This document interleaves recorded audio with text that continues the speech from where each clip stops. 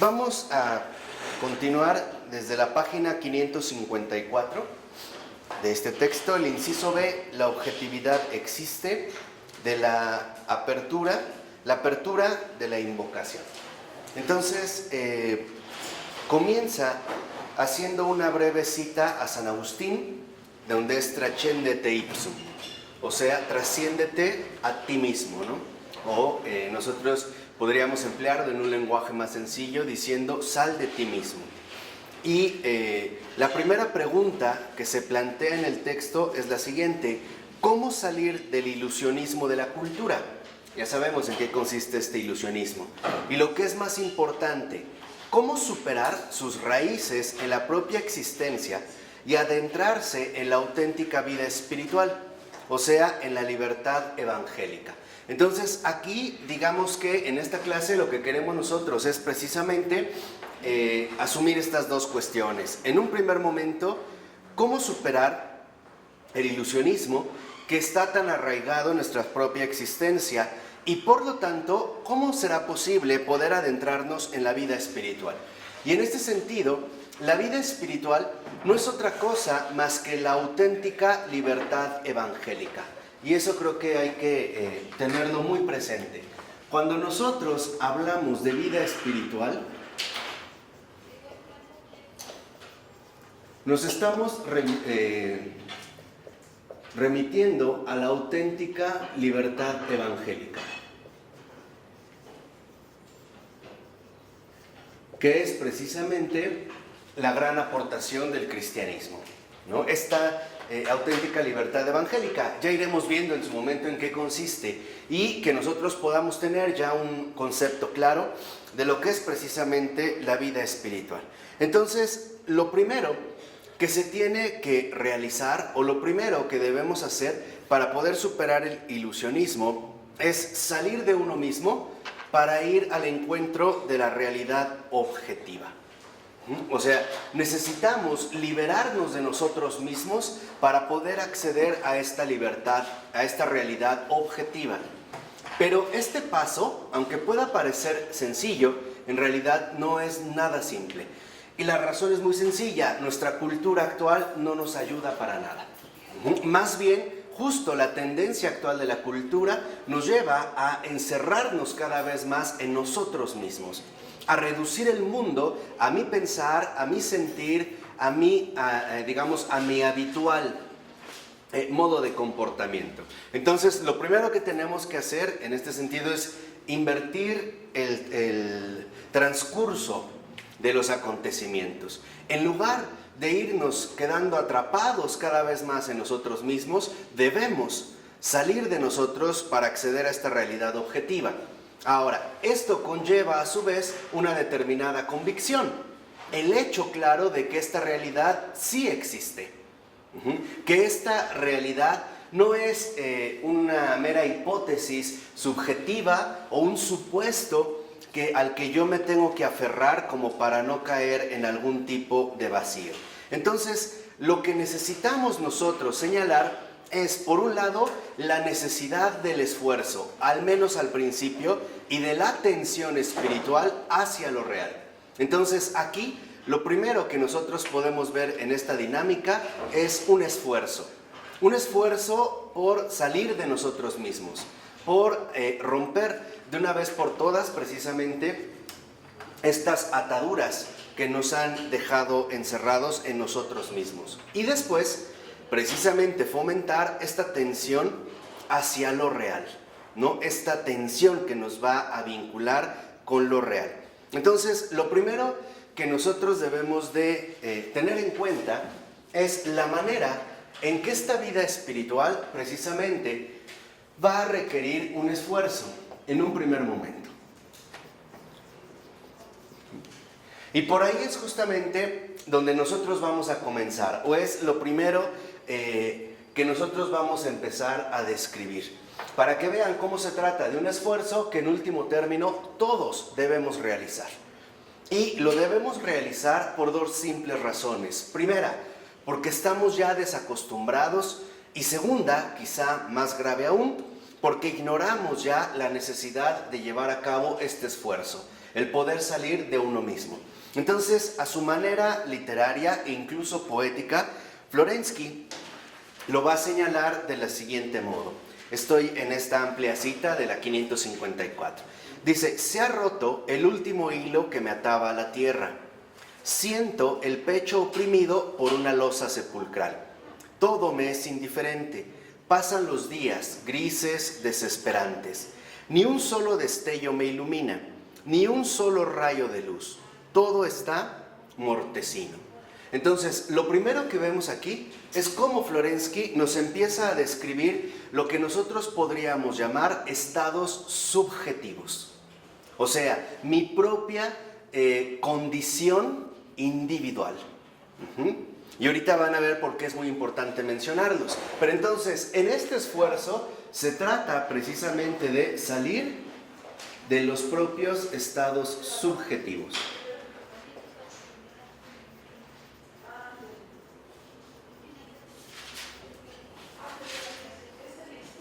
Este es el primer esfuerzo. Salir de los propios estados subjetivos. O sea, que nosotros podamos trascender, no ignorar, no rechazar, sino atravesar los estados subjetivos que en último término están presentes en mi propia existencia. Y estamos hablando aquí a un nivel interior. A un nivel espiritual. No estoy hablando de las condiciones externas, por ejemplo, trabajar más para alcanzar otro empleo o cosas así. No, estoy hablando, en pocas palabras, de la realidad del alma. ¿Por qué? Porque nuestra alma se ha ido configurando con el tiempo. Pero esta configuración del alma ha sido lo bastante compleja y lo bastante dramática como para provocar, en efecto, daños en mi interior. Estos daños se van quedando, por así decirlo, como hábitos usuales de nuestro propio comportamiento, que a la larga precisamente se van a manifestar como determinados estados subjetivos. Yo nada más voy a mencionar ahorita algunos de pasada para que quede más claro a lo que me refiero. Por ejemplo, la tendencia al desánimo, la tendencia a la tristeza, la timidez, la inseguridad, la despreocupación, la ansiedad, el miedo, la soledad, la frustración, etcétera, etcétera, etcétera. Cada uno de estos estados subjetivos tiene raíces que en pocas palabras nos remiten a hechos concretos de nuestra vida. Estos estados subjetivos se van solidificando poco a poco en mi interior. Y al irse solidificando, en último término, van a terminar convirtiéndose en los modos habituales en los cuales pienso, siento y actúo. Por resumirlos a grandes rasgos. El problema está en que entonces nosotros lo que vamos a hacer es perder de vista cuál es mi auténtica identidad. ¿Por qué? Porque estos estados subjetivos fueron adquiridos. No nacimos con ellos. Se fueron adquiriendo a lo largo de nuestra existencia. Obviamente, los rasgos más destacados de estos estados subjetivos alterados, ¿no? Yo los voy a poner aquí igual como alteraciones profundas del alma.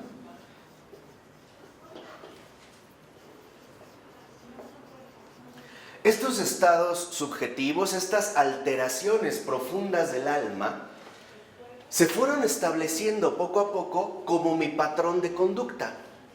Y entonces yo pierdo de vista precisamente que a pesar de que yo estoy tan habituado a estas alteraciones profundas del alma, estos estados subjetivos no definen lo que en último término yo soy. Y es justo lo que nosotros debemos esforzarnos por superar, o sea, por atravesar.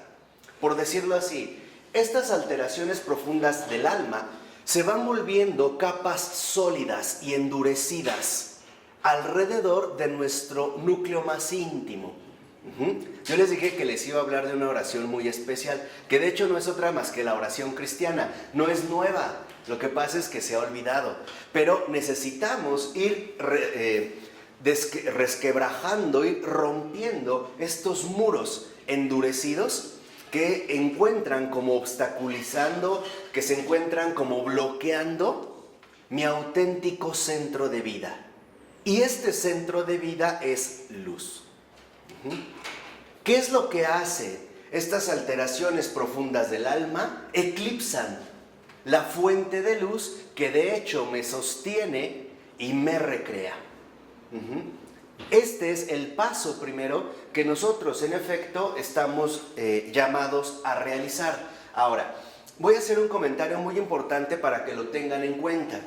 No es casual y lo debemos leer a la luz del plan providencial que Dios lleva a cabo, que desde el siglo XIX y sobre todo en el siglo XX aparecieran las grandes escuelas psicológicas que conocemos básicamente como el psicoanálisis, en el caso de Freud, ¿no? Como esta escuela que también promueve el inconsciente colectivo de Jung, que va a ser después de Freud, y en último término, la escuela de la logoterapia fundada por Viktor Frankl. Ahora, lo que debemos observar es que a estos grandes personajes se les dio la capacidad para poder recordarnos que el alma humana posee una profundidad que no está a la vista de manera inmediata. A esta profundidad, Freud, por ejemplo, le llamó inconsciente. O sea, hay algo que escapa a nuestra conciencia más ordinaria. Ahora, en este sentido, podemos ver cómo a estos tres, se les permite dar un diagnóstico. O sea, que pongamos atención, en pocas palabras, en la profundidad inmensa del alma humana. Pero con la salvedad de que a estos tres se les permite diagnosticar, pero no sanar. No pueden sanar. ¿Por qué? Porque la última raíz que puede sanarlo todo es de índole espiritual y no psicológica. Eso es algo que en efecto la vida espiritual sí puede alcanzar. De tal manera que nosotros podríamos hundirnos hasta ese profundo inconsciente que para Freud siempre es inconsciente. Nunca se puede llegar a la lucidez de la conciencia, sino únicamente a través justamente de la interpretación de los sueños y toda la simbología que él va a ir detallando. Sí lo podemos sacar a la conciencia, pero no desde nuestras propias capacidades psíquicas, o sea, psicológicas, sino desde la propia fuerza que emana la presencia de Dios en nuestras vidas. Esto sí lo puede sacar. Y lo más importante, no solo lo va a sacar, lo va a sanar. En síntesis, mientras que para Freud, por ejemplo, los traumas profundos del alma no pueden ser verdaderamente sanados, para la vida espiritual, estas heridas, por muy profundas que sean, sí pueden ser sanadas. De hecho, no solo pueden ser sanadas, deben ser sanadas. ¿Por qué? Porque si nosotros no restauramos estos estados subjetivos, no podemos vivir una auténtica vida espiritual.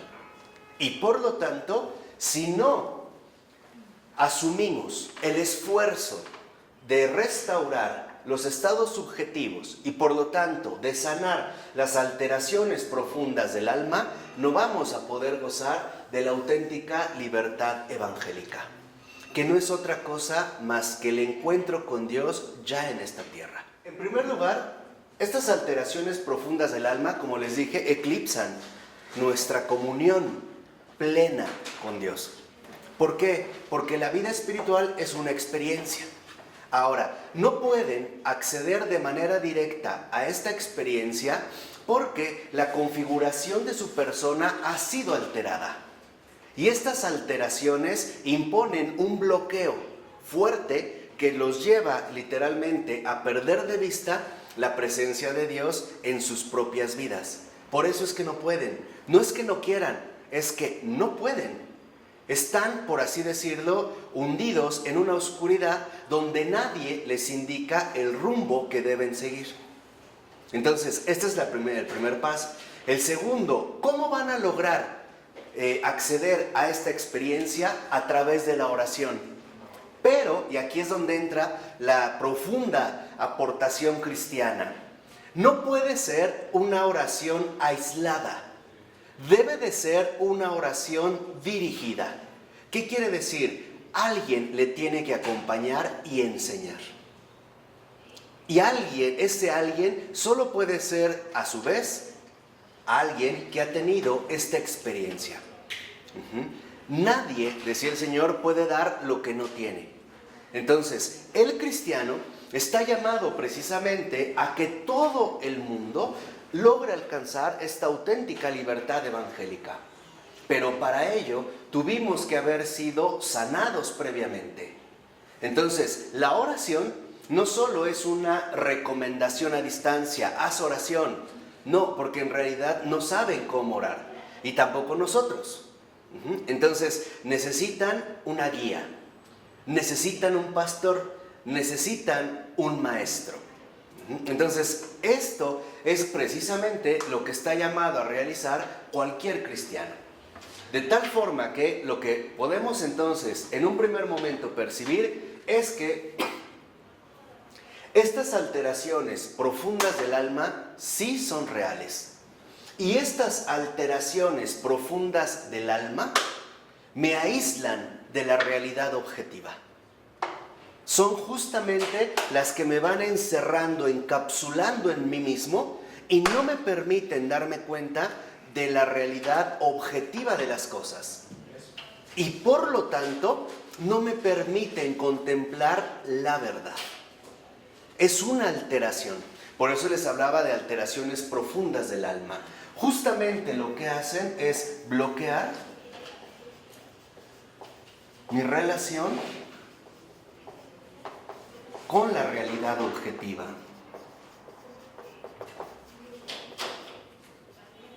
Por ejemplo, una persona que probablemente de niño o desde niño fue muy maltratado, sufrió desprecios, sufrió abusos, etc., no va a poder captar que las demás personas le quieran o le estimen, aunque ese amor sea sincero. No es, y ojo, no es que no quieran aceptarlo, es que no pueden hacerlo. Les voy a tratar de dar una imagen.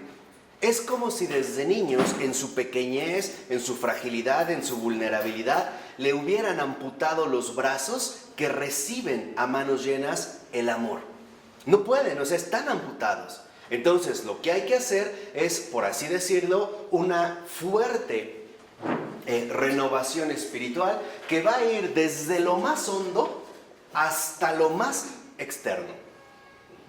De tal forma que entonces lo primero que debemos de detectar es este bloqueo. ¿De dónde es que en un primer momento está viniendo este bloqueo? Y este bloqueo en cada persona es distinto, no son los mismos. Puede ser que para alguna persona se dé una alteración a partir de un suceso insignificante, pero que para esa alma, en su personalidad única e insustituible, fue algo realmente drástico. Esto es lo primero que debemos entender. O sea, no podemos utilizar un mismo estándar para todas las almas. Cada alma requiere un tratamiento especial, específico y personalizado. De tal manera que en la vida espiritual no hay fórmulas, sino acontecimientos concretos. Y hay que tener el suficiente discernimiento para ver a qué nos estamos enfrentando. Esto es lo primero que debemos de tener en cuenta. Son mis estados subjetivos los que en último término bloquean mi relación con la realidad objetiva y por lo tanto con la verdad y por lo tanto con Dios.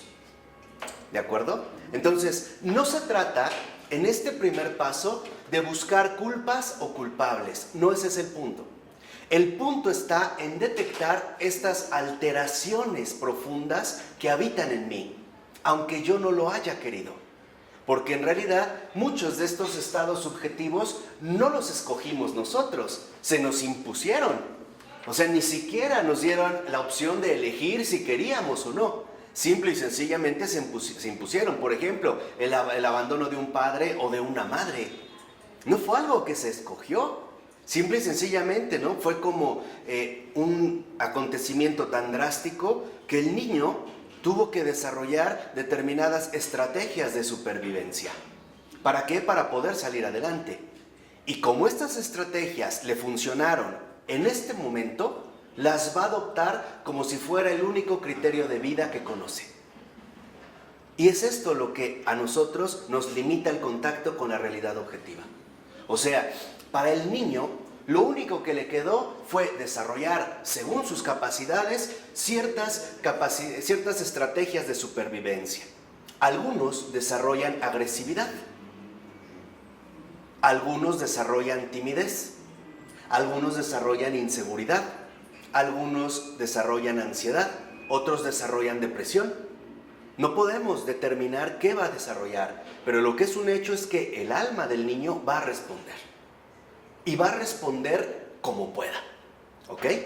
Como lo adoptó. Y eso le permitió sobrepasar esa situación.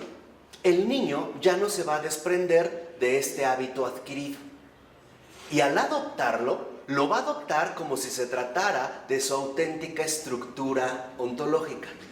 O sea, va a confundir los hábitos adquiridos con su auténtico modo de ser. Y ahí es cuando viene el trastorno de la personalidad. Todos tenemos algo de esto, todos, en mayor o menor medida, pero todos lo atravesamos. De tal manera que entonces, en este punto, precisamente lo que vemos es cómo Florensky va profundizando de tal manera que no solo nos habla en este primer punto de los estados subjetivos, sino que los empieza a desarrollar más y dice en el segundo parrafito: antes vivía con esperanza, únicamente ella sola me daba fuerzas. La esperanza era la única fuente para afirmar la vida, y ahora ya no tengo nada, nada. O sea, incluso Florensky se da cuenta que en efecto, tal pareciera que ni siquiera ya cuenta con una especie de resguardo. Tal pareciera que en efecto ya no se cuenta con algo a lo que nos pudiéramos aferrar. Dice, en el patio cercano se aserraba madera, se está cortando, y el sonido era pastoso, como cuando se bate mantequilla en una crema espesa, o cuando se mezcla en la olla requesón graso. Parecía el sordo rumor de unos puñados de tierra agolpándose sobre la tapa del ataúd. Insoportable. El cielo se cubrió con un espeso, impenetrable y negro nubarrón que se cernía sobre el horizonte como una apretada cortina. Oscurecía. Del cielo crepuscular quedaba solo una débil franja aguamarina que besaba la tierra con su tenue orla dorada. La franja fue menguando y perdiendo sus colores. Finalmente, el borde pesado de contornos precisos de la nube sobrecargada acabó de rematar esta última claridad, como la losa de un sepulcro. Entonces, si lo vemos, en este primer momento, en efecto, Florensky se percata de que estas alteraciones profundas del alma incluso nos llevan a percibir o a experimentar claramente la pesadez de la vida, la ausencia de todo lo demás, la falta de sentido, diría en su momento Viktor Frankl, el agobio, el hastío, el asco, la náusea, etcétera, etcétera, etcétera. Pero todo esto viene no porque sea auténtico, viene porque ya no se tiene relación con la realidad objetiva. En pocas palabras, esto no es más que la manifestación clara de una subjetividad aislada. Son los estados subjetivos en los que cualquiera de nosotros puede caer en cualquier momento. Simple y sencillamente, ¿no? Ser presa de estos movimientos interiores y entonces quedarnos como atascados, como atrapados en ellos y sentir que en efecto no pudiéramos salir de ahí. Entonces, lo primero que debemos darnos cuenta es que estos estados subjetivos son normales. ¿En qué sentido normales? Que sí están presentes en el alma humana. Cuando se pierde de vista la realidad objetiva, entonces nuestra propia subjetividad nuestros propios estados subjetivos lo van a absolutizar absolutamente todo. Es como para una persona sumamente deprimida, donde todo el mundo le parece gris. Y para esta persona es gris.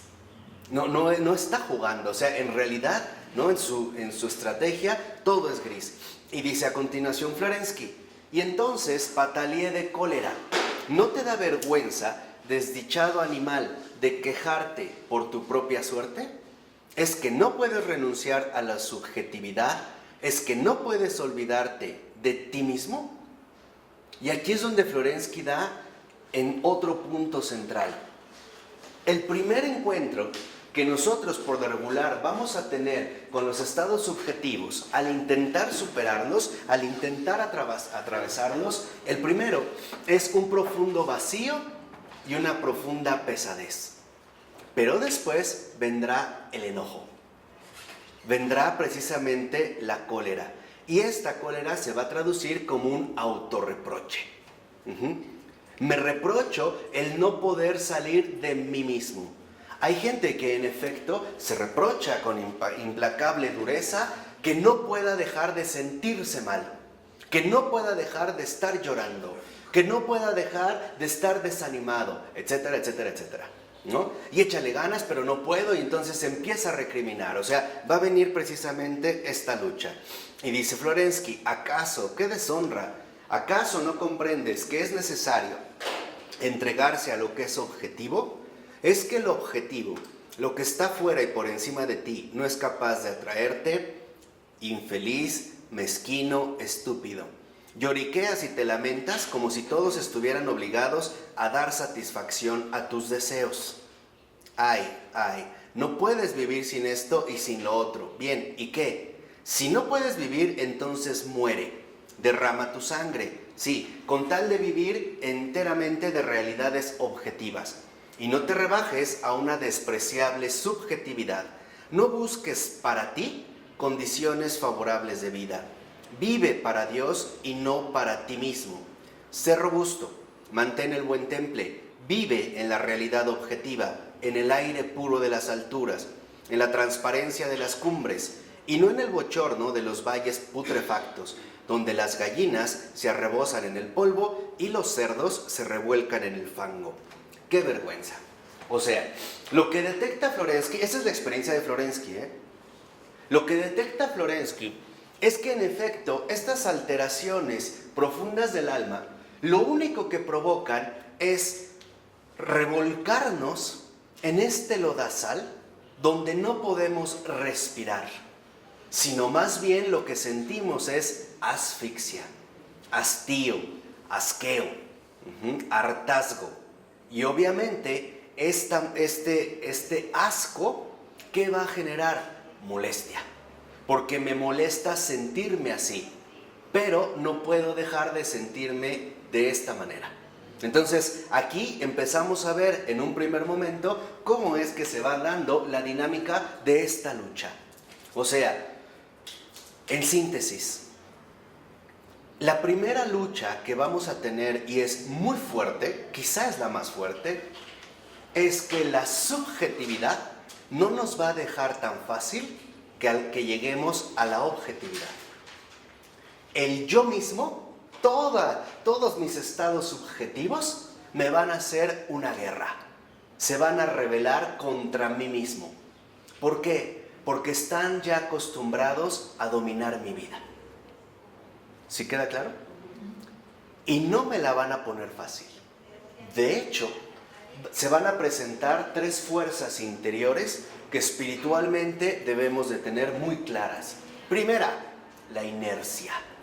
O sea, el volverme a jalar a mi modo habitual de comportamiento.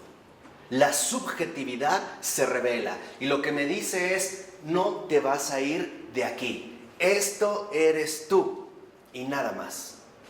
Estamos hablando ahorita de estas alteraciones espiritualmente interiores de los hombres. Entonces la primera es la inercia. Por ejemplo, te propones ser más alegre, pero la inercia de tu tendencia depresiva te lleva a que ante un determinado acontecimiento nuevamente reacciones como lo solías hacer.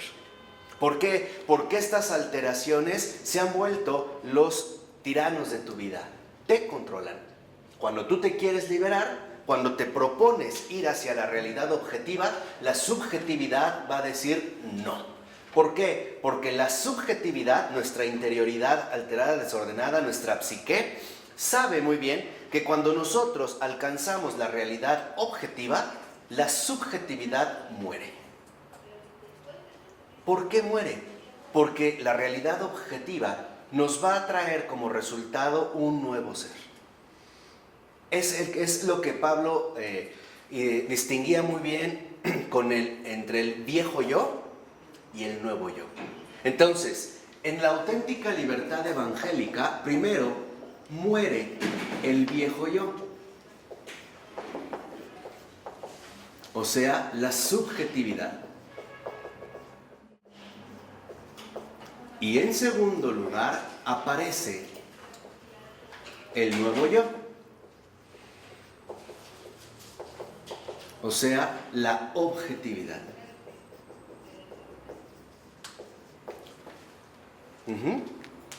Por eso podemos detectar que además de la inercia, que es la primera fuerza que yo les comenté, aparece la segunda, la oposición. Nuestros estados alterados interiores se van a oponer a que nosotros tomemos una postura diferente. ¿Qué quiere decir? Que no nos van a dejar escapar tan fácilmente de su propio dominio. Y por eso van a mostrar fuerte oposición. Y esta oposición, a su vez, junto con la inercia, vendrá, a la cual se añadirá la tercera fuerza espiritual de este combate interno, el desánimo. El desánimo se va a presentar como el golpe más fuerte que podemos recibir para rendirnos en esta lucha. Un ejemplo, alguien se propone o se percata que en estos estados subjetivos su vida está dominada por la ira o por el enojo. Entonces se propone llevársela más tranquila y no enojarse tan fácilmente, ¿no? Lo logra 1, 2, 3 días, pero después resulta que se enoja y explota. La primera recriminación que va a aparecer es, ¿lo ves? Tú eres así, nunca vas a cambiar, no vale la pena que lo intentes. ¿Para qué te esfuerzas si nada más estás cayendo y recayendo? Deja de hacerlo. Y esta es la tentación espiritualmente más fuerte, porque pareciera que en efecto hay bases, ¿no? Para suponer que esto es así, pero la verdad es que no es así. ¿De acuerdo? O sea, simplemente estoy viendo para que vean cómo se da este movimiento interno en el alma humana. Es la fuerza más peligrosa porque es la más sutil. No presenta batalla tan fuerte como la oposición. Cuando tú notas en tu interior entre quiero y no quiero y notas la lucha. El desánimo es tan sutil y por eso es tan peligroso que ni siquiera podríamos notar al instante cuando ya estamos atrapados en esta fuerza. Por eso es la más grave y es en la que nosotros debemos estar mucho más alerta. Lo que nosotros debemos recordar es que cuando nos hemos propuesto, en efecto, llevar a cabo una auténtica vida espiritual, no nos vamos a poder ahorrar este esfuerzo. Y debemos de conocer cuáles son las tácticas que estos estados subjetivos van a emplear para vencernos. Entonces, esta propia subjetividad alterada, aunque ahorita les parezca raro, me niega el encuentro con lo que yo realmente soy. Me lo niega, me lo obstaculiza. ¿Por qué? Porque estos desórdenes precisamente se han apoderado de mí desde una edad muy temprana. Y como se han vuelto los patrones de mi vida, pues no van a aceptar ser echados fuera. En la primera, cuando una persona estuviera libre de alteraciones subjetivas, de estados subjetivos alterados, y rechazara a Dios, sería un signo claro de que no está libre de alteraciones. Porque si no tuviera estas alteraciones, viviría en la verdad. Y por lo tanto, aceptaría sin problemas la presencia de Dios. De tal manera que quien diga no tener estas alteraciones, pero no está en comunión con Dios, se engaña. Está en un engaño. Por otra parte, les decía, en estos estados subjetivos, las tres fuerzas que entonces dominan son la inercia. La inercia no es otra cosa más que el empeño que ponen estos estados subjetivos en que yo siga actuando del mismo modo. Está claro. Ahí que me quede, ¿no?, como un hámster en la rueda. Que en lugar de que actúe de otra manera, vuelva a actuar del mismo modo. Esta es la inercia. Es como si me aventaran una cuerda y yo me quisiera ir y me jalara nuevamente a lo que yo siempre he hecho. ¿De acuerdo? Y la oposición o la resistencia es la parte, digamos, más fuerte, pero no la más peligrosa. ¿Más fuerte en qué sentido? ¿En qué es la más notoria? Porque la oposición o resistencia es que yo me propongo actuar de otra manera, pero mi estado alterado se opone a que yo lo consiga. E incluso me va a plantar un combate abierto, ¿no? No quiero enojarme, no, enójate, enójate. Y viene la inercia, mira, tú siempre reaccionas de este modo. Y cuando estas dos fases no dieron resultado, llega la más peligrosa, el desánimo. El desánimo va a aprovechar la ocasión de la recaída. Al recaer, lo que va a hacer el desánimo es decirnos, ¿lo ves? Tú no puedes cambiar, tú eres así, te engañas, tú eres así, como siempre has sido. De tal manera que tu propósito de cambiar, o sea, tu deseo profundo de ir a la realidad objetiva, es un engaño. Y aquí es donde nosotros podemos darnos cuenta de dos aspectos esenciales. El primero, estas alteraciones profundas del alma son en efecto el resultado más grave del pecado. El pecado, justo lo que viene a trastornar, es nuestra relación abierta y cara a cara con Dios. Este es justamente lo que se viene a alterar. ¿Quién es el primero, por así decirlo, en experimentarlo? Adán y Eva. Se dan cuenta que en efecto en estas alteraciones profundas ya no pueden ver a Dios. Ya no. Más bien se tienen que ahora ocultar y por lo tanto encerrar en su propia subjetividad. Y se les abrieron los ojos y lo primero que vieron es que estaban desnudos. O sea, se vieron a sí mismos. Esto es justamente, ¿no?, de fondo, de raíz, lo que me impide a mí bloquear mi relación con la realidad objetiva. Pero, por muy grave que haya sido esta alteración, no nos está completamente prohibido retornar a mi auténtica espiritualidad, o sea, recuperar mi auténtica libertad. Esta auténtica libertad que es evangélica, o sea, que es de Cristo, que es justamente lo que nos viene a proponer. Porque en último término, ¿en qué consiste la auténtica libertad evangélica? En el reencuentro vivo con el Padre, con el Dios Padre, con el que dijo San Pedro, ¿no? Bendito sea Dios, Padre de nuestro Señor Jesucristo.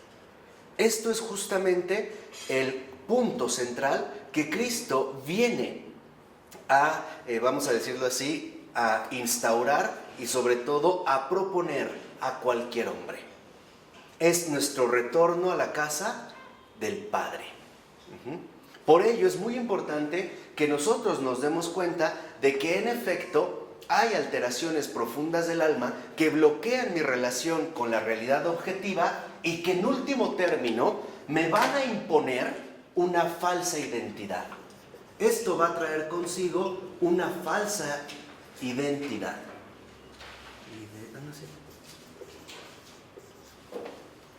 Esta falsa identidad no es más que la subjetividad.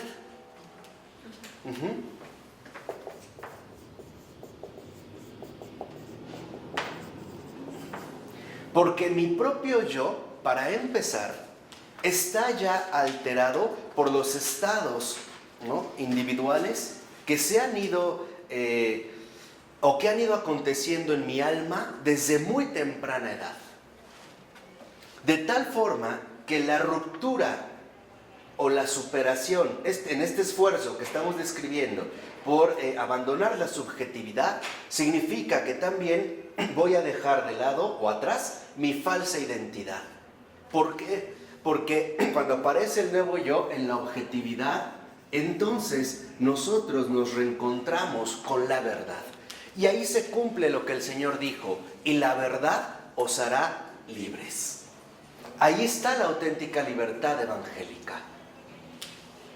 Entonces, es justo a través de la verdad como nosotros vamos a poder recuperar esa profunda libertad.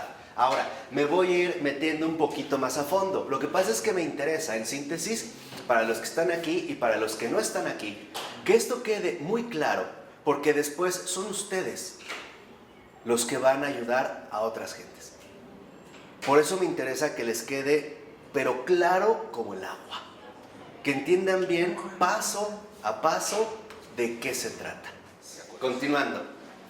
Esta verdad, ¿no? Esta falsa identidad que dijimos, que es justo de la que nos libera la verdad, o sea, de esta subjetividad, yo lo voy a poner así. Se trata de una subjetividad adquirida. En base a la puesta en función o el funcionamiento de todas nuestras facultades humanas. ¿De acuerdo? Entonces, hablamos aquí de una subjetividad adquirida, que obviamente está involucrada con todas mis facultades humanas. Pero el primer punto que nosotros debemos reconocer es que la verdad más elemental es la siguiente: la realidad objetiva no es más que la realidad de Dios mismo.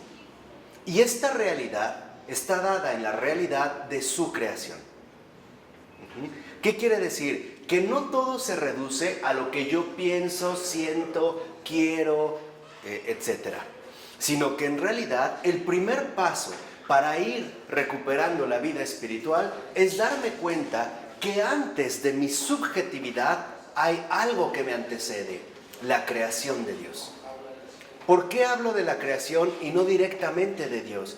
Porque para nosotros el primer encuentro objetivo con la realidad es con lo creado. Hay cosas y hay personas. De tal manera que ni las cosas ni las personas son inventos míos. ¿De acuerdo? Este es el primer punto, o sea, darnos cuenta de esta objetividad que tiene su fundamento sólido, material, consistente en la creación. Florensky lo menciona en el siguiente parrafito y dice: la objetividad existe, es la creación, obra de Dios. Entonces, aquí tenemos el primer paso para llevar a cabo este esfuerzo: fijarnos, aferrarnos a la obra de Dios.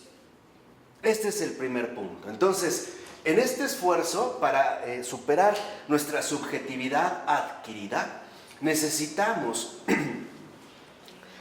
captar la obra de Dios. Esta obra de Dios es justo la creación. ¿De acuerdo? Para superar esta subjetividad adquirida, necesitamos nosotros ahora dirigir toda nuestra atención precisamente hacia la obra de Dios. Entonces, dentro de esta verdad, lo primero que aparece es la obra de Dios, o sea, la creación. Pero fíjense en algo muy importante. Dice Florensky: vivir y sentir en compañía de toda la creación, pero no de aquella creación que el hombre ha profanado, sino de la que salió de manos de su creador. ¿Qué significa esto? Que nosotros no podemos dirigir nuestra atención de manera ingenua y precipitada a la creación que el hombre ha profanado, o sea, al estado en el cual se encuentra el mundo, con la intervención del hombre, sino al momento o al estado de la creación puro, el modo en el cual ha salido de las manos del Creador. ¿Y esto qué significa? Que nosotros debemos ir más allá de la intervención de lo humano para recuperar esta creación, esta obra de Dios, que en último término es buena. Acuérdense desde el Génesis, ¿no? Dios creó y después de que creó y vio que eso era bueno. Ahí es lo primero que hay que quedarnos. Entonces, necesitamos recuperar la obra de Dios, esta creación, sí, pero desde su auténtico principio, que es la bondad. Porque aquí luego hay confusiones. Hay gente que dice, pero ¿cómo me puedes decir que Dios creó el mundo si hay guerras, si hay plagas, si hay asesinatos? No, espérate. ¿No es esa la creación que es precisamente la fuente de esta objetividad que nosotros vivimos? Estamos hablando antes de la profanación humana. Y esa es la bondad humana. O sea, la indicación del Génesis. El modo en el cual el Génesis nos relata que Dios hizo su obra, con orden, primer día, segundo día. No es que nos hable de un tiempo en concreto, sino de que las cosas llevan un orden y tienen un propósito. Entonces, esto es de verdad, pero central, ¿eh? En serio, si se pierden en algún punto, me dicen, porque ustedes son los siguientes facilitadores. Entonces, aquí, en esta bondad, lo primero que nosotros tenemos que percibir es que en efecto, como en el orden, en el Génesis se nos relata, se nos narra, las cosas llevan un orden. Y este orden es para beneficio nuestro. Acuérdense, la creación está pensada para el hombre. Dios primero hizo la casa y después creó al habitante. Pero lleva un orden, y no solo tiene un orden, sino que también tiene un propósito. Hay un propósito bueno en todo lo creado. Todo lo creado tiene un propósito bueno y tiene un orden. Estamos hablando, insisto, de esta creación antes de la profanación del hombre, antes de esta alteración, o sea, antes, en pocas palabras, del pecado. Y esto está en el Génesis. No necesitamos hacer como esfuerzos increíbles para poder acceder a esto. El Señor por eso nos lo comparte. ¿Por qué? Porque este orden y este propósito no son más que la manifestación concreta de la bondad divina. Cuando Dios creó las cosas y las sigue recreando, lo primero que afirma de ellas es, y vio que era bueno. Este es el primer punto, o sea, la obra de Dios. Dice a continuación Florensky, volver a percibir en esta creación otra naturaleza más alta. O sea, no nos vamos a quedar con la creación profanada, o sea, lo que llamaríamos el mundo actual, sino con esta creación de Dios. ¿De acuerdo? Dice a continuación, atravesando la corteza del pecado, palpar el núcleo puro de la creación divina. Entonces, ¿qué es lo que necesitamos para alcanzar esta bondad? Como dice Florensky, atravesar la corteza del pecado. Esta bondad y este orden y propósito es antes del pecado.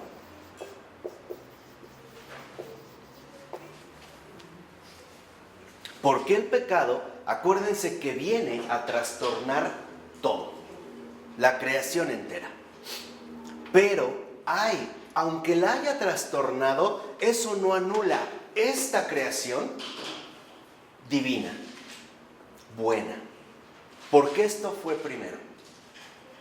Primero es la creación buena, después vendrá el ¿qué? Pecado. Pero el primer orden es que así comienzan las cosas, con bondad.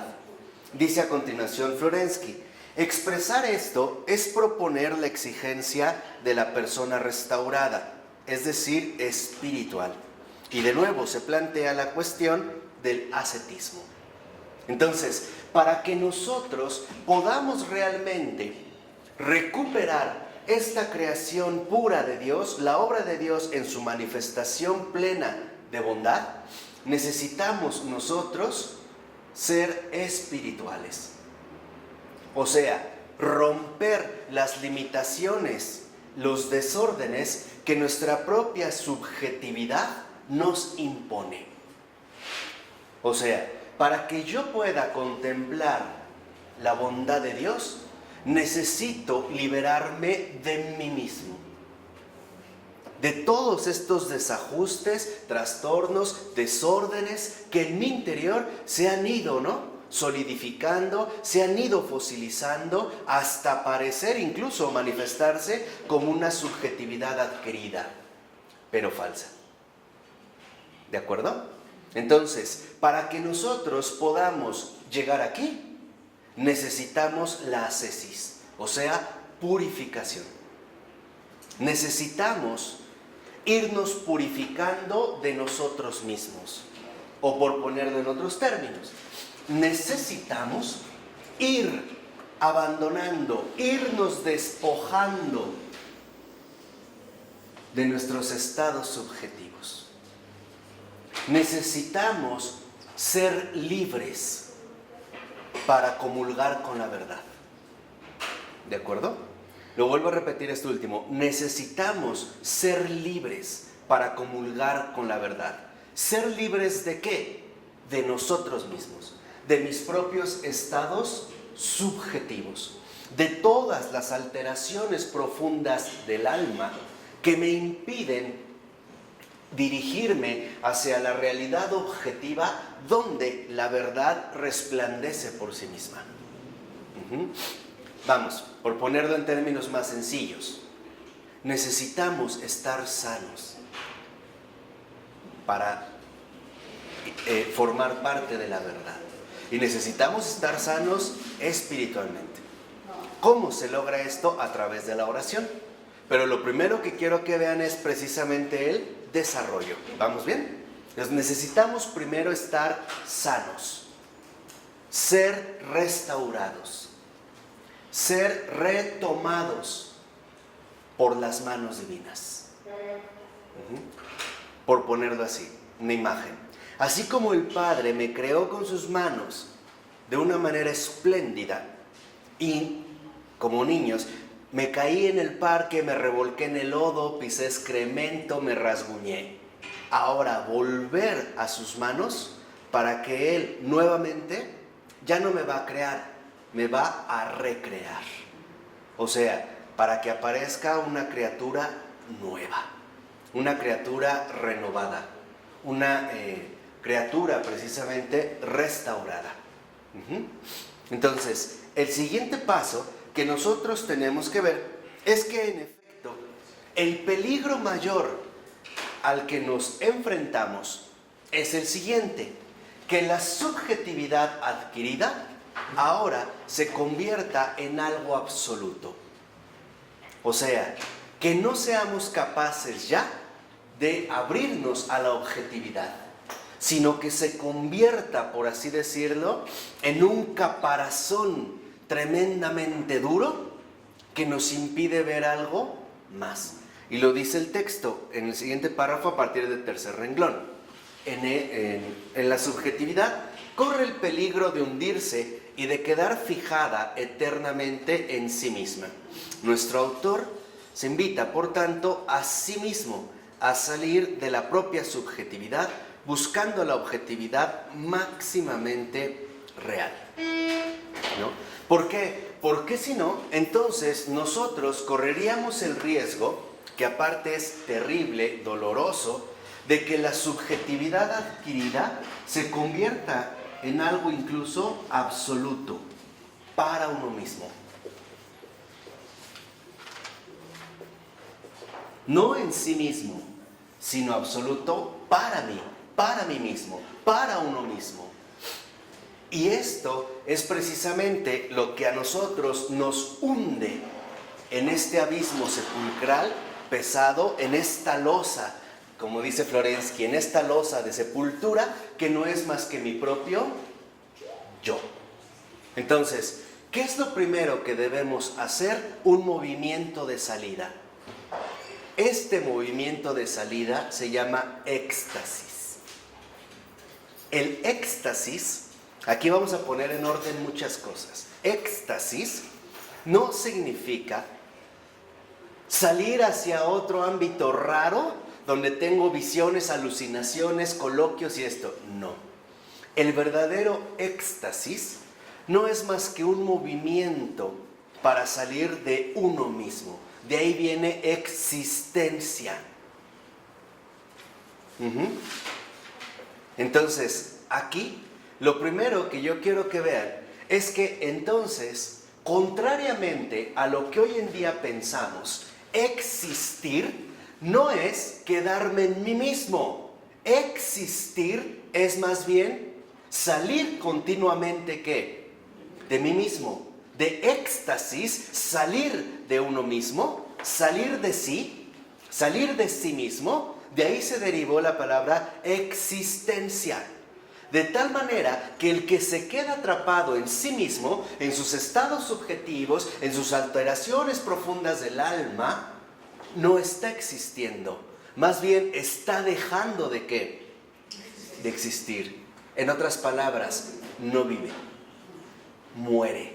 Muere en sí mismo. Muere seco, entristecido, machacado por sus propios estados subjetivos. Para poder reencontrarnos con la creación, necesitamos, en primer lugar, dijimos, una purificación. O sea, necesitamos despojarnos de los estados subjetivos que me impiden este encuentro. Y esa es la labor ascética. El despojarte de todos los estados subjetivos o alteraciones profundas del alma que te impiden contemplar y por lo tanto comulgar con la verdad. De tal manera que entonces, para que yo pueda, en este sentido, reencontrar esta creación pura, esta manifestación pura de Dios, lo primero que tengo que hacer es un esfuerzo. ¿Cuál? El esfuerzo por salir de mí mismo. El esfuerzo por superar mi propia subjetividad. Y este es el trabajo espiritual. Este es el primer paso espiritual que vamos a dar.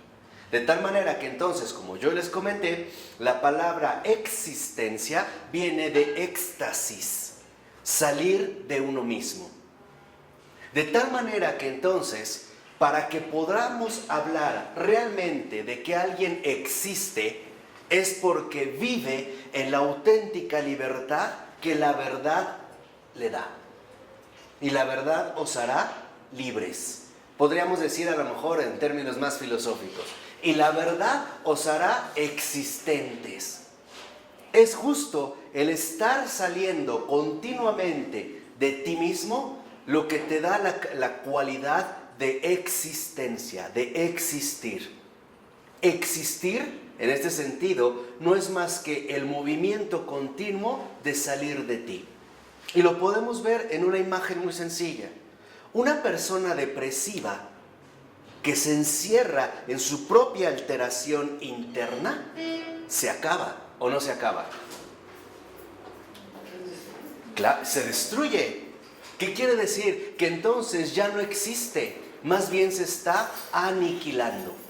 Entonces, aguas. Porque aquí lo primero que a mí me interesa es que ustedes vean cómo si yo no salgo de mi subjetividad, no existo, sino que me autoaniquilo.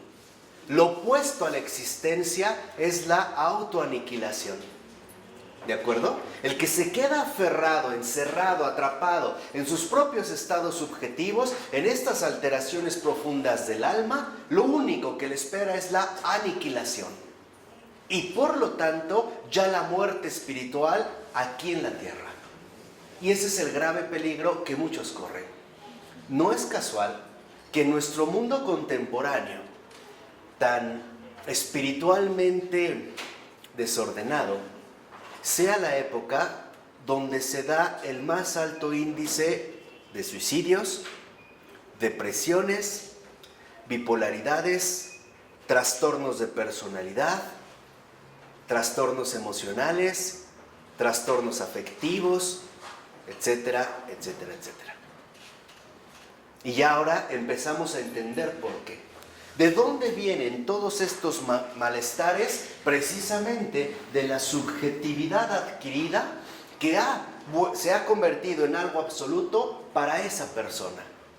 De tal manera que entonces, vuelvo a repetir, existir es salir de ti, superar tus propios estados ¿qué? Subjetivos. Si no lo haces y te quedas atrapado, no existes, te aniquilas. Así que, ya que nos quede muy claro, lo opuesto a existencia es aniquilamiento, aniquilación, el aniquilarse, el quedar consumido, en este sentido, por tu falsa identidad que te bloquea esta relación fundamental con la realidad objetiva. Y por lo tanto vas a terminar consumiéndote a ti mismo. Vas a terminar hundiéndote en el peso inaguantable de tus propias alteraciones profundas. Ahora quizá podemos entender también por qué el buen Jesús dijo: vengan a mí, todos los que están cansados y agobiados por la carga. ¿Cuál es la carga? La carga de sí mismos. Y yo les daré alivio. O sea, yo les voy a dar la auténtica ¿qué? Libertad. Los voy a liberar de sí mismos. Los voy a hacer libres de sí mismos, de sus estados subjetivos y de sus alteraciones profundas del alma. De tal manera que salir de los propios estados subjetivos no es otra cosa más que existir. Salir afuera. Y existir, ¿sí quedó claro esto o no? Es de verdad importantísimo, ¿eh? De tal manera que el esfuerzo por salir de los propios estados subjetivos no es otra cosa más que el real esfuerzo por en verdad que existir. Y entonces, para existir se requiere la libertad y la verdad. ¿Y qué es lo que va a traer realmente el existir, el salir de los propios estados subjetivos? No otra cosa más que el gozo auténtico y verdadero de la objetividad de Dios. Vamos, el encuentro con Dios. Entonces, el existir, de donde se deriva éxtasis, el existir no es otra cosa más que salir de los propios estados subjetivos. Ser libre de ti mismo. Lo voy a poner en esta otra manera. Existir, ser más que tú mismo. Ser mucho más que tu subjetividad adquirida. Ser más que el modo habitual de comportamiento que has ido adoptando a lo largo de toda tu vida. Y este es el auténtico existir cristiano. ¿De acuerdo? Por ello, en el texto, cuando nos vamos a quedar por un momento en este movimiento de salida de sí hacia el ser objetivo, lo primero que nos vamos a encontrar es que en efecto esto no es otra cosa más que la concepción cristiana del mundo. Pongámoslo en un comentario muy sencillo. Si una persona no sale de su odio o de su resentimiento, no puede crecer. No puede, en este sentido literal, ¿qué? Existir, sino que más bien permanece en un estado continuo de aniquilación. Y este estado continuo de aniquilación se puede ver reflejado en 3 síntomas muy concretos: depresión, cansancio y amargura. Este aniquilamiento se puede ver claramente manifestado, repito, en 3 síntomas o signos más bien claros del deterioro espiritual: depresión, cansancio y ¿cuál les dije?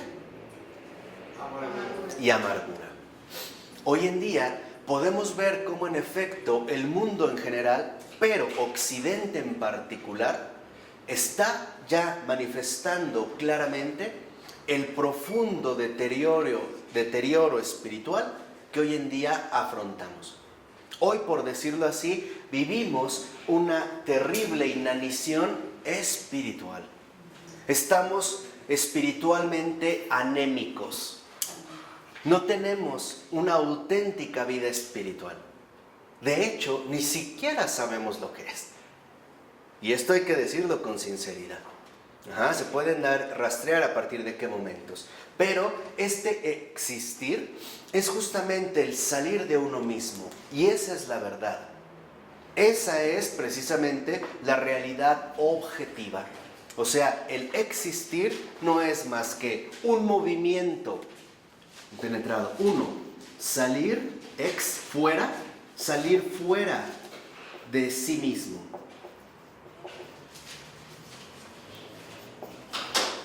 Y dos, permanecer anclado en la realidad objetiva. Salir fuera de sí mismo y por lo tanto una permanencia en la realidad objetiva. Eso es existir. No es casual que estos psiquiatras que anteriormente mencionamos, en efecto, se hayan percatado que, por ejemplo, los trastornos mentales no era más que un encierro en la propia subjetividad, llegando quizá al grado extremo de la esquizofrenia. Ahí vemos el profundo desorden espiritual que la psique, ya les había dicho, psique en griego es el alma entera del hombre, el profundo deterioro en el cual se encuentra. Por eso habíamos tenido ya también nosotros, una clase anterior, el cuidado de comentar que también dentro de la vida espiritual pueden venir engaños. Y que vimos que en último término, los engaños que vienen de supuestas apariciones, locuciones, visiones, no estarían más que basados en la soberbia. O sea, en un estado subjetivo desordenado. Por eso hay que tener con eso mucha reserva. Ya lo vimos en su momento.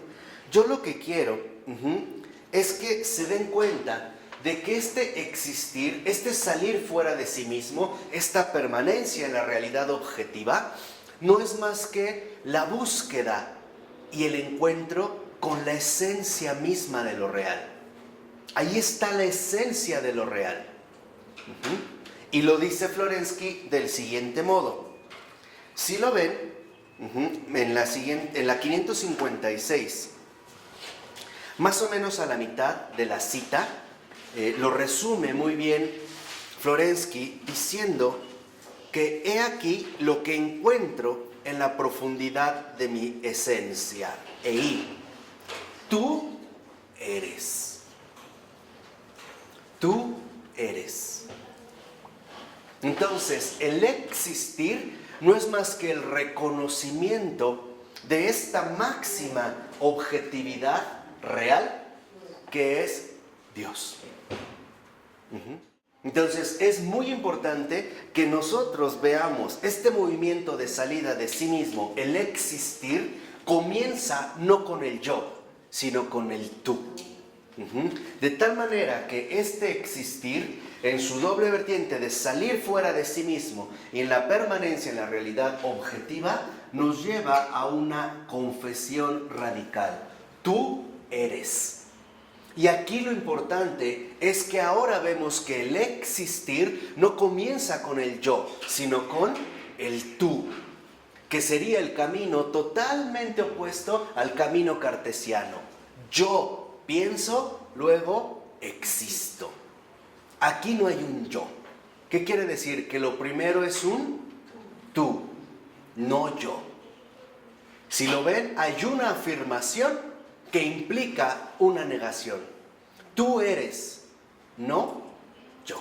Por eso también entendemos por qué Jesús en el Apocalipsis decía, yo soy el alfa y la omega. Para poder empezar a tener una verdadera y profunda vida espiritual, el primer paso para el existir es la confesión honesta y abierta del tú eres. Esta es la realidad objetiva. Este va a ser el fundamento sustancial de toda mi existencia. Y esto nos va a ayudar muchísimo en todos los ámbitos de la vida. Por ejemplo, yo nada más les quiero mencionar una observación de San Benito, para que vean cómo los que han tenido una verdadera vida espiritual lo saben perfectamente bien. En una de las reglas de San Benito, uno de los comentarios que hace, él decía: todo lo bueno que percibas, atribúyeselo a Dios. Nos puede parecer ahorita como una especie de truco, ¿no? Para que no demos pie a la soberbia, pero no es eso. Lo que realmente afirma San Benito al decir atribúyeselo a Dios es: no te metas en problemas de un supuesto escrúpulo acerca de soberbia u orgullo. Reconoce en la verdad que todo lo bueno viene de Él, no de ti. E incluso dentro de la verdad, reconocer que si por ti hubiera sido, lo más probable es que no lo hubieras hecho. Ni lo hubieras hecho bien. Entonces, no, vamos a decirlo así, no te coloques jamás en primer lugar. Para existir, lo primero es, tú eres. Estamos hablando de la vida espiritual. En la vida humana también es el mismo principio. Para que realmente haya una verdadera comunidad humana, para que verdaderamente haya una auténtica convivencia social, el principio que debería de imperar es: tú eres, no yo. Si eso se diera, no habría ni basura en la calle. Piénsalo bien. Si el primero es tú eres, no habría ni basura en la calle, no habría robos, no habría infidelidades, no habría abortos, no habría asaltos, no habría mentiras, no habría nada de eso. Ahí es donde vemos entonces este primer paso sólido. Y dice en los dos últimos renglones, ¿no? Dice Florensky: en él está la respuesta. Nosotros le decimos: tú eres. Y fíjense qué hermoso. Y como respuesta recibimos de su parte: también tú eres. ¿Lo ven? ¿Ven cómo Dios no se queda con eso? Sino que cuando lo reconocemos a Él, entonces Él nos reconoce a nosotros. Entonces, decir tú eres no es más que darnos cuenta que en Él está la respuesta.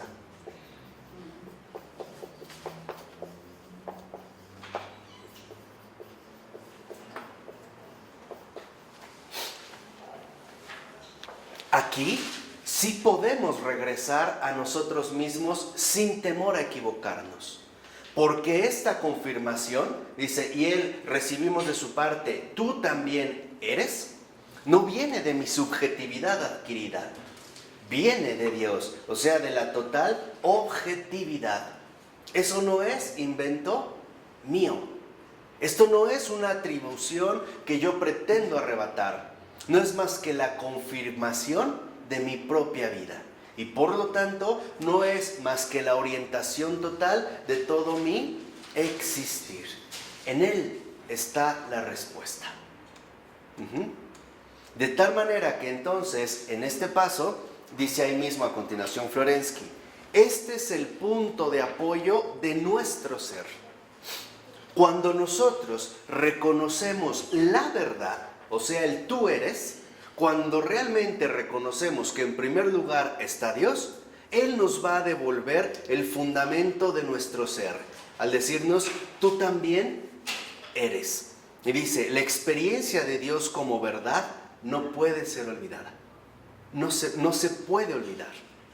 Entonces, no creamos que solo se trata de una experiencia de Dios meramente forzada o afectiva o sentimental. No es así.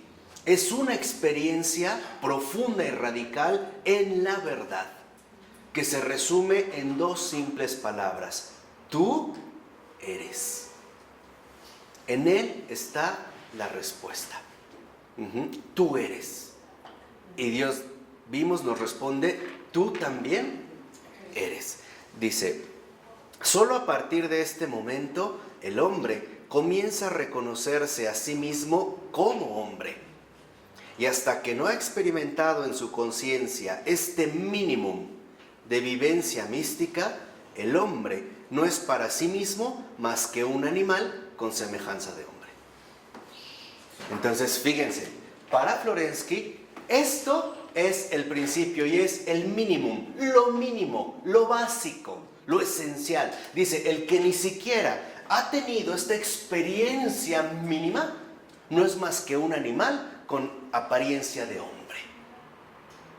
¿Por qué? Porque el hombre, a diferencia del animal, posee la imagen y la semejanza de su creador.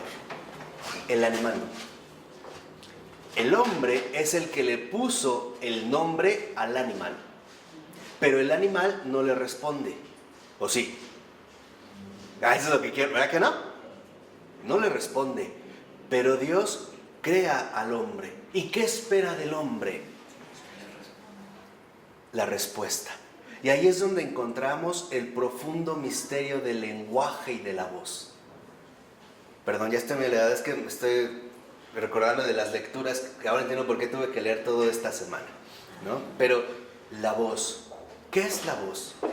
No es más que ese enorme misterio que Dios nos dio para poder emitir una respuesta, para poder confesar la verdad.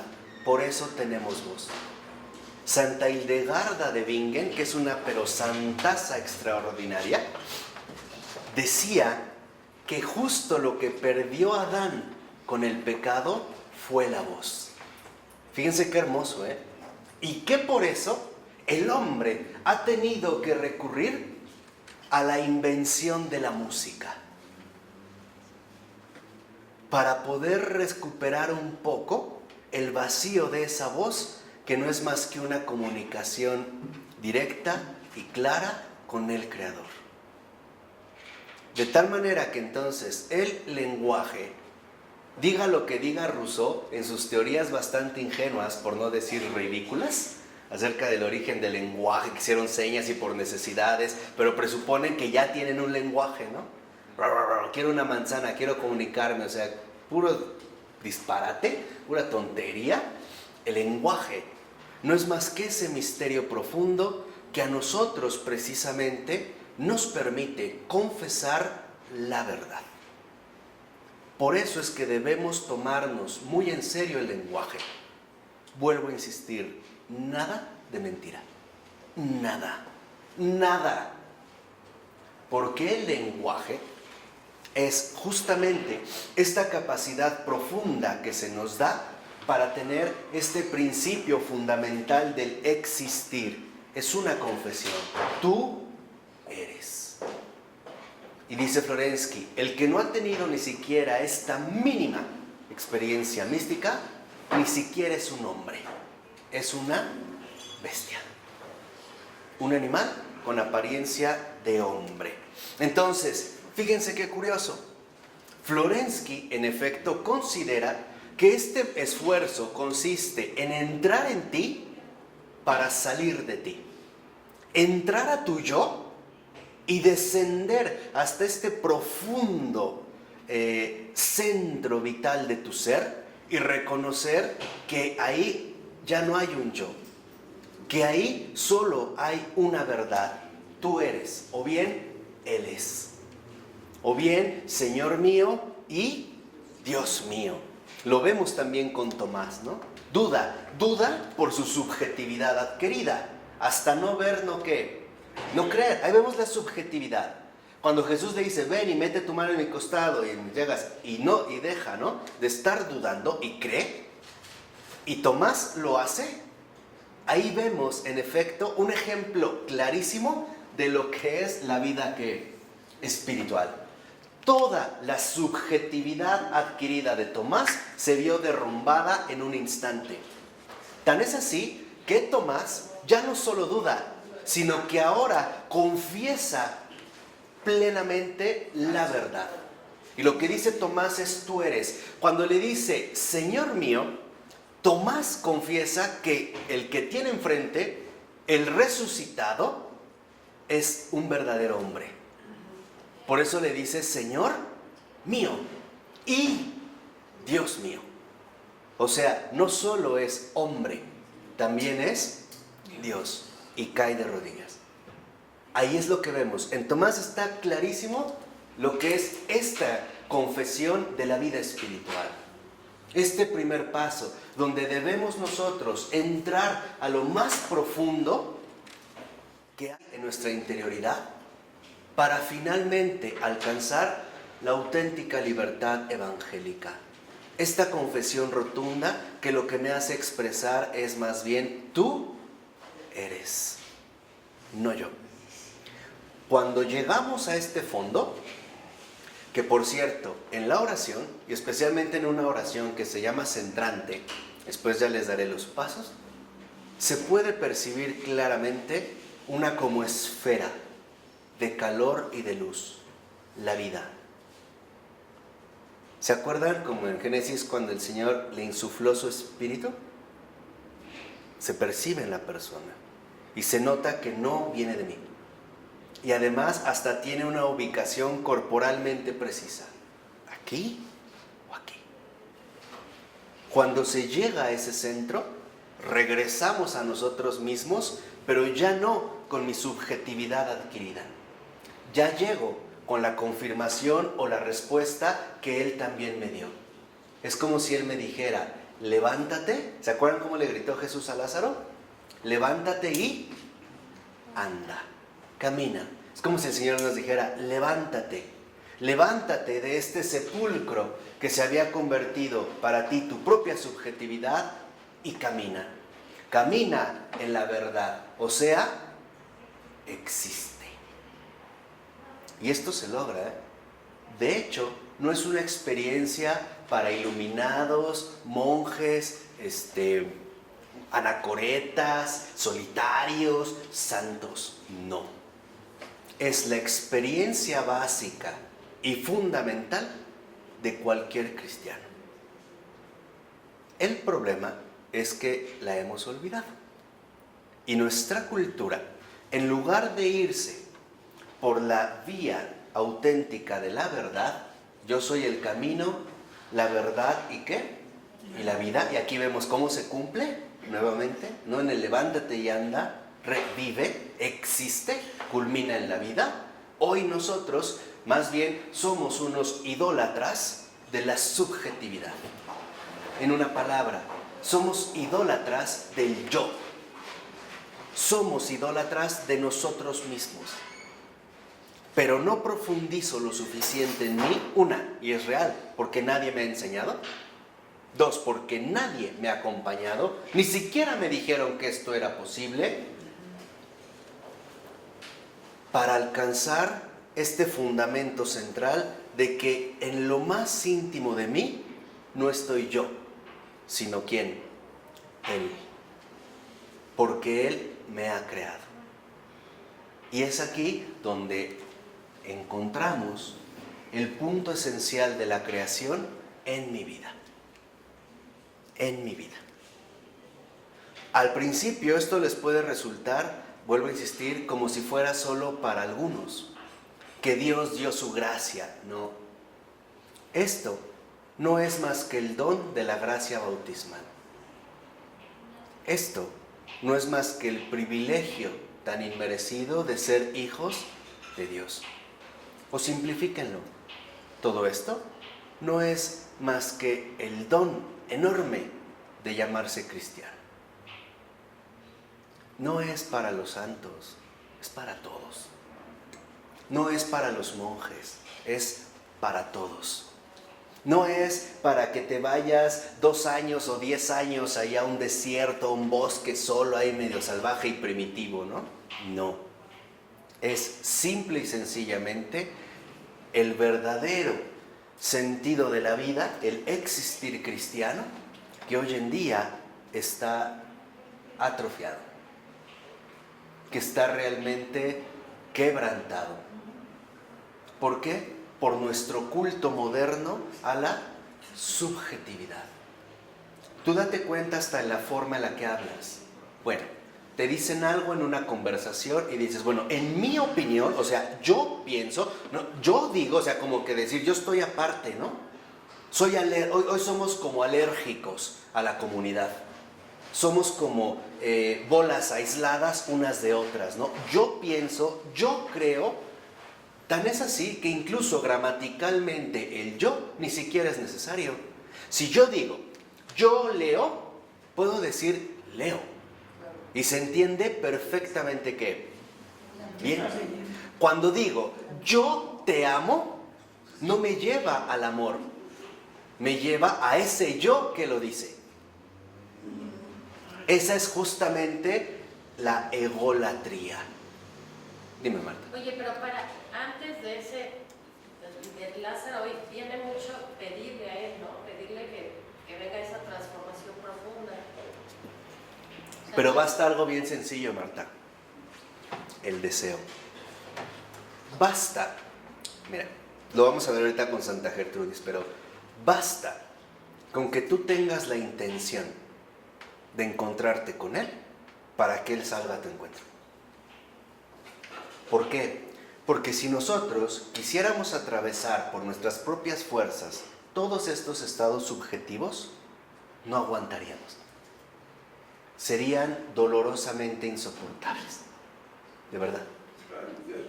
Si ustedes vieran en este momento la verdadera condición de su subjetividad, de nuestra subjetividad, moriríamos de horror. De verdad. En serio, ¿eh? Por eso creo que estoy pensando, y quizá el Señor me está invitando a eso, no lo sé, dar en algún momento un breve cursito de oración, de esto. Porque creo que es muy fundamental, de verdad, muy fundamental. Por ello no es casual, y yo les recomiendo mucho que lean al padre Thomas Keating. Él fue un abad de un monasterio trapense en Estados Unidos, en Massachusetts.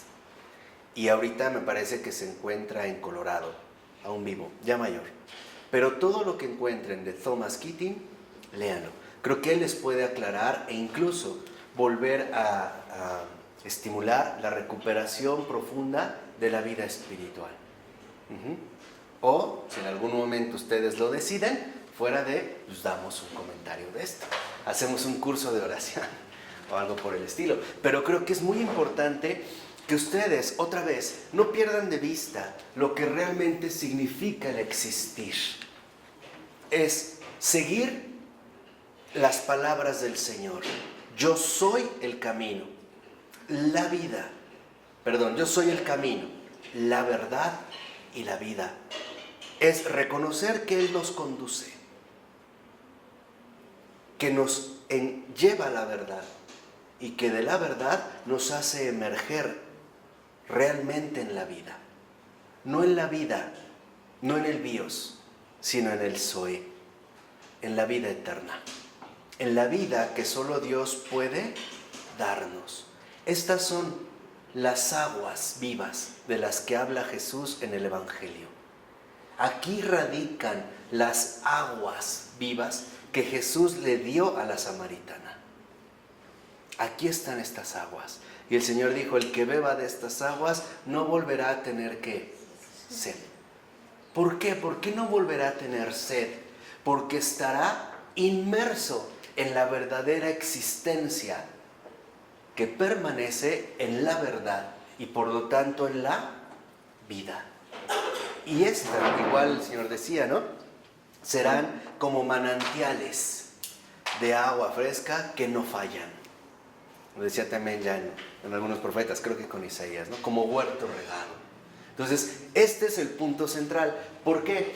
Porque si no, entonces nosotros lo que hacemos es más bien empobrecer y bloquear y destruir todavía más la auténtica vida espiritual.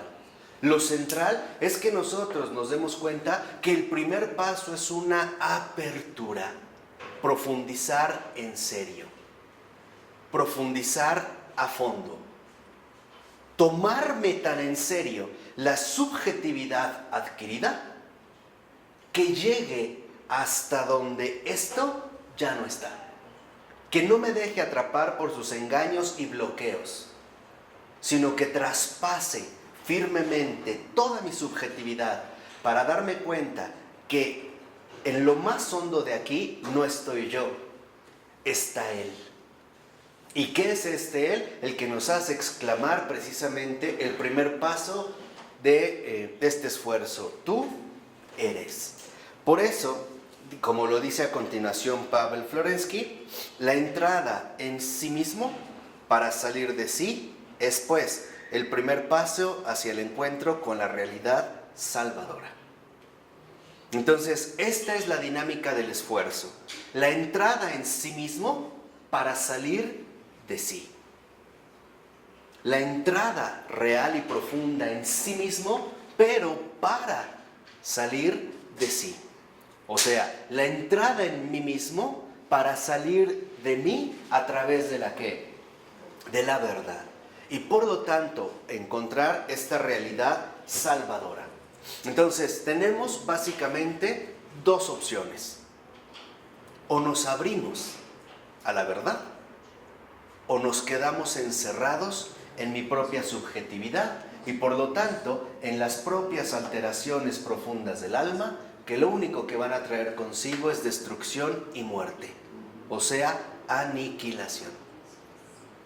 Todas estas alteraciones profundas del alma no hacen más que carcomer toda nuestra vitalidad humana. Nos deforman, nos devoran, son las fieras. ¿Se acuerdan cuando también en el Evangelio se dice que Jesús fue al desierto y también había fieras salvajes? Aquí están las fieras, estas son las fieras. Porque cuando uno entra en sí mismo, entramos al desierto.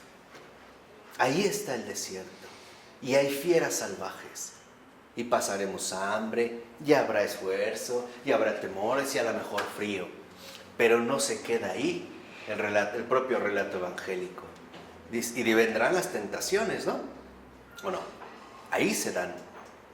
Pero una vez que esto ha pasado, el Evangelio concluye con algo hermosísimo. Y los ángeles se le acercaron a servirle. Cuando nosotros realizamos este paso, los ángeles se acercan a servirnos. Porque cuando el Padre me confirma, tú también eres, lo que me está diciendo es, tú también eres mi hijo. Y los ángeles se acercan a servirnos. Este es el cristiano. Este es el verdadero cristiano. No estamos hablando del moralista o el que hace buenas obras o acciones. No. Estamos hablando del que realmente ha brotado desde la verdad. Ha logrado emerger nuevamente de la verdad, superando su subjetividad adquirida y emergiendo de la auténtica objetividad o realidad. De tal manera que entonces no debemos tenerle miedo a nuestros estados subjetivos. Yo les voy a proponer en este momento nada más dos métodos, por llamarlo así. El primero es un método agustino, que funciona bastante bien para estos estados subjetivos, para estas alteraciones profundas del alma. Y es como todo el programa antropológico de Agustín, y que es muy hermoso, muy sencillo, muy eficaz y muy contundente. Y se resume de manera muy breve. Conócete, acéptate, supérate. Ese es todo el programa antropológico de Agustín. Y es justo un método extraordinario para la vida espiritual. Conócete. O sea, no te niegues, conócete, realmente conócete. Acéptate. No te espantes ni te atemorices. Y por último, supérate. Conócete. Ingresa a ti. Ingresa a ti. Realmente haz conciencia de ti. Conócete. Conócete. Acéptate. Lo que encuentres. No te juzgues. No te espantes. Eso es lo más esencial. No te juzgues. No te espantes. Tú no eres juez ni fariseo. Ajá. Sí, ya entendí. Ya quedó claro. Exacto. Tú no eres ni juez ni fariseo. No te espantes, no te juzgues. Acéptate. supérate. ¿Cómo te vas a superar? Muy sencillo. Dios mío, ven en mi auxilio. Señor, date prisa en socorrerme. Ahí está el misterio del lenguaje. No es complicado, ¿o sí? No. Lo único que se requiere para esto son 3 cosas. Intención. Tener la intención de ser salvado, de experimentar la salvación de Cristo, o sea, experimentar el abrazo con el Padre. Intención. Segunda, tiempo. Date tiempo. Tómate tu tiempo. Hoy que vivimos en un mundo que pisotea el tiempo y lo desperdicia en un montón de tonterías. Tiempo. Tómate 5 minutos diarios. No necesitas más para empezar. 5 minutos. En ese silencio interior, ¿no? Y pídele como San Ignacio antes de empezar: Dios mío, te suplico que tu gracia disponga de toda mi actividad interior y exterior para el mayor servicio y alabanza de tu divina majestad. Y vas. Conócete. Acéptate. No te espantes, no te juzgues. Y supérate. Invoca la ayuda de Dios. ¿De acuerdo? Este es el primer paso. El segundo, que es ya también muy contemporáneo, es precisamente del padre Thomas Keating. No, les dije 2 métodos. Perdón. Gracias. La intención, el tiempo. Y la tercera, perseverancia. Perseverancia. Ojo. No esperes ver resultados inmediatos, sino evalúa tu oración por los efectos conseguidos, no por los resultados. Porque Dios no trabaja con prisas. Y la perseverancia es importante, porque involucra o implica o está incluida implícitamente la paciencia. El problema es que también somos una cultura extremadamente impaciente. De hecho, y ese es el punto. El otro método, que va junto a se pueden conjugar bastante bien. Cuando inicias este esfuerzo por salir de ti y vas a entrar a ti, y estas son como reglas, también un método que da Thomas Keating, que es de su oración centrante, vas a tener en cuenta 4 aspectos, que se conocen como las 4 R's. Primera, no rechazar. Ahorita las comento brevemente, pero la primera es no rechazar. Segunda, no retener. No rechazar, no retener. Tercera, no reaccionar.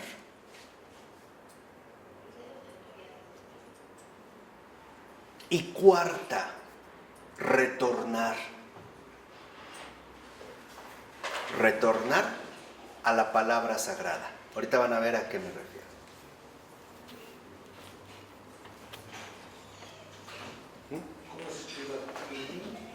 Keating.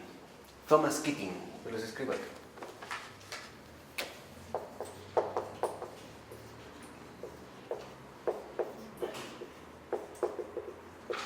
Thomas Keating. Estos 4 elementos que ahorita, gracias a Dios, podemos comentar, van a ser como tus herramientas para llevar a cabo este método de Agustín. ¿Por qué son herramientas? Se les conoce como las 4 R's.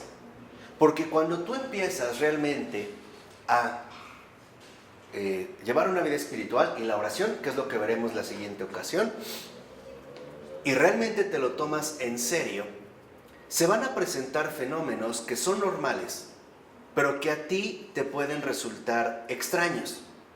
Por ejemplo, ok, me voy a conocer, Dios mío, ayúdame. Y de repente a lo mejor me vino un recuerdo de la infancia donde la pasé mal, por poner un caso.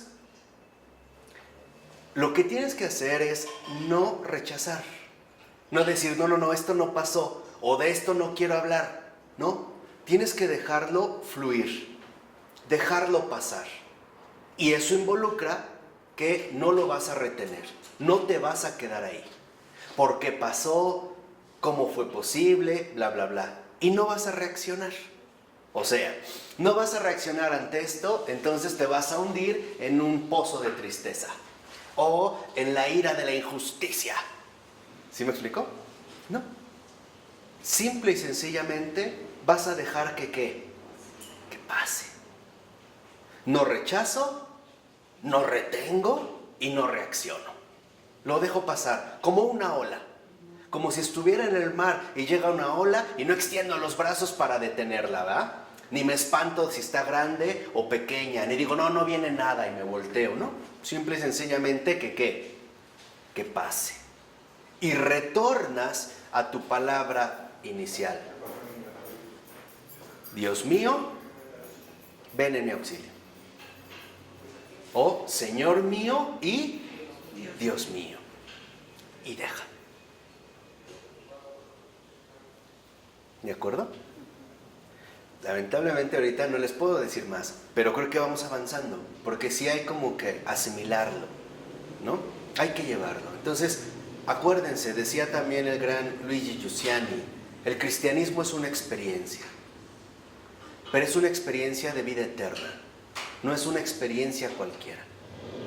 Y en síntesis, ¿cuál es esta experiencia de vida eterna? La oración. ¿Y qué es la oración? Los dejo así para la siguiente clase. La oración no es más que el conocimiento de Dios basado en la experiencia íntima de su presencia. Esa es la oración. Eso es orar. El conocimiento de Dios basado en la experiencia íntima de su presencia. ¿De acuerdo? Bueno, vamos a dejarle hasta aquí. En nombre del Padre, del Hijo y del Espíritu Santo. Amén.